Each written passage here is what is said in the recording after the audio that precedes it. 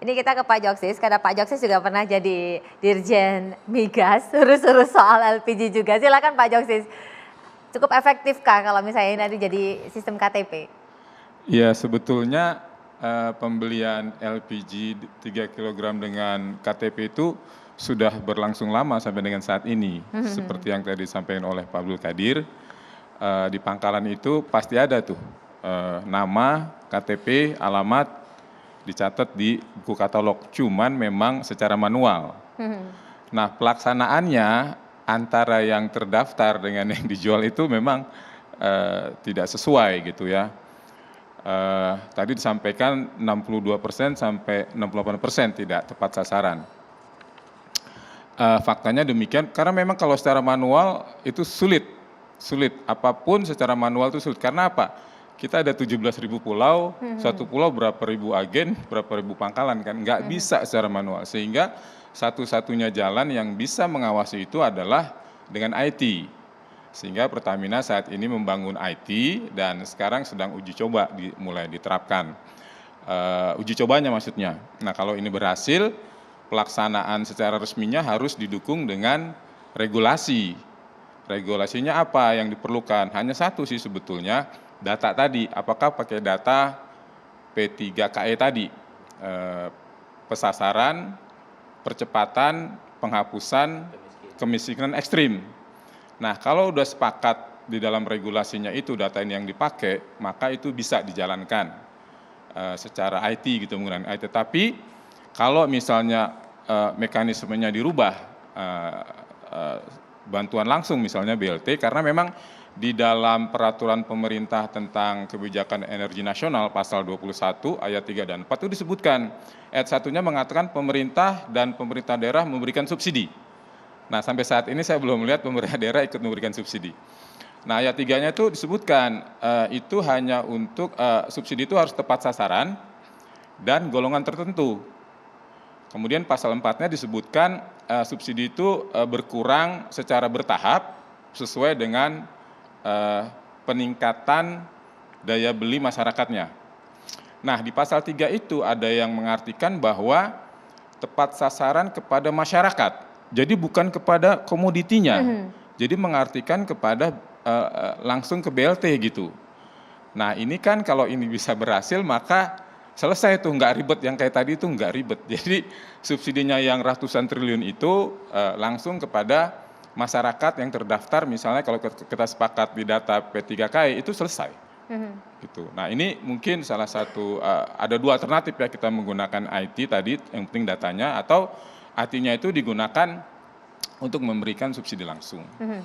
Saya rasa itu yang sedang dilakukan uji cobanya oleh Pertamina. Jadi belum diterapkan secara resmi begitu, jadi baru tahap uji coba. Tapi tantangan yang teridentifikasi ketika Pak Joksis masih ada di sana itu apa saja?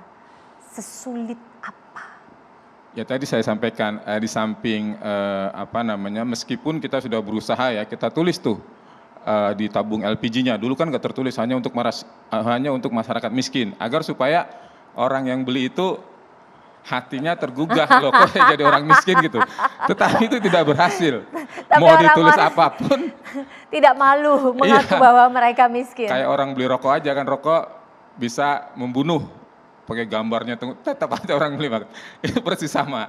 Jadi sampai ke situ. Kemudian kita pakai kartu, pakai logbook, pakai kupon gitu ya di lapangan, tetap nggak bisa. Nggak bisa. Nah kita percaya bahwa sistem IT tetap aja, tapi IT kan ada yang bilang nggak punya handphone, ada sinyalnya ini dan sebagainya. Tapi menurut saya kalau memang tidak BLT begitu ya, ya harus dilakukan, dicoba secara bertahap. Bisa nggak? Bisa. Buktinya apa? Kami berhasil, zaman saya ya, waktu itu Direktur BBM, memindahkan minyak tanah ke LPG 3 kg. Awalnya susah, dibikin meledak sana sini kan. Kita bertahap dari Jakarta dulu, Jabodetabek, kemudian Jawa gitu ya, Jawa Tengah. Akhirnya berhasil loh. Bisa nggak? Bisa kalau mau gitu. Tetapi semua pihak waktu itu Pak Wakil Presiden Pak Yusuf Kalla panggil tuh semua, Bareskrim, Kejaksaan begitu ya, semua penegak hukum dipanggil. Jangan ganggu ini, tolong didukung. Ya, tabungnya nggak ada, kita impor gitu ya. Nah, agen-agen minyak tanah yang awalnya nolak kita jadikan otomatis sebagai agen LPG. Nah, sekarang mereka happy semua kan. Iya, Nah, iya. gitu. Jadi kita punya contoh bisa berhasil gitu. Asal kita sama-sama semua ya dari atas regulasinya mendukung, bawah juga mendukung. Ya pastilah ada di awalnya tadi ya mungkin agak sulit dan sebagainya, tapi itu pasti terjadi. Harus ada komitmen Mas Tulus, tapi memang nggak gampang. Segala macam skema sudah dicoba, gimana kalau catatannya Mas Tulus? Ya, memang tidak gampang karena memang komitmen tadi sebenarnya yang sejak awal tidak dijaga dengan baik. Ya, karena kan sebenarnya sekali lagi ini sejak awal potensi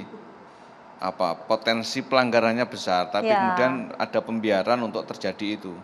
Sehingga akhirnya ya ketika sudah terjadi penyimpangan yang masif begini, itu memang menjadi sangat sulit untuk membalikkan keadaan seperti semula ketika di awal kita bermigrasi dari minyak tanah ke gas LPG 3 kg tadi yang sudah 20 tahun yang silam. Nah, sebenarnya memang instrumen pengendaliannya kan kalau pemerintah berani mengambil satu resiko ya, walaupun mungkin apalagi di tengah tahun politik begini kan pasti nggak berani. Ya. Apalagi kemarin kenaikan BBM juga disinyalir memicu kemiskinan, data BPS. Nah, instrumen pengendaliannya kan tadi sebenarnya ada dua ya minimal ya, ada distribusi yang tertutup tadi dengan berbagai cara, dan kedua adalah pengendalian dari sisi harga. Iya, iya. Ya, harga dalam arti jangan terlalu jomplang harga antara yang non PSO yang 12 kg dan seterusnya itu, yang 5,5 kg juga dengan yang 3 kg. Ini kan harganya terlalu jomplang. Yang satu yang non PSO yang 5,5 kg, yang 12,5 kg kan harganya berapa Pak? 15.500 per kilogram. Sementara yang 3 kg kan harganya cuma 4.250 kilogram, jadi sangat jomplang. Ya, insting ekonomi apapun akan memilih barang yang lebih murah. Karena kualitasnya sama, wujudnya sama, ya sah-sah saja gitu. Ini yang saya kira ada upaya distribusi tertutup atau menjadikan barang ini subsidi yang tadi dengan BLT atau kepada manusianya langsung ya, bukan kepada barangnya. Karena kalau kepada barang pasti terjadi penyimpangan yang besar. Ya, ada beberapa strategi yang kemudian dimungkinkan untuk bisa membuat agar kebocoran ini tidak semakin meluas. Lalu ada strategi apa lagi yang dimungkinkan bisa diambil sesaat lagi, tetaplah bersama kami.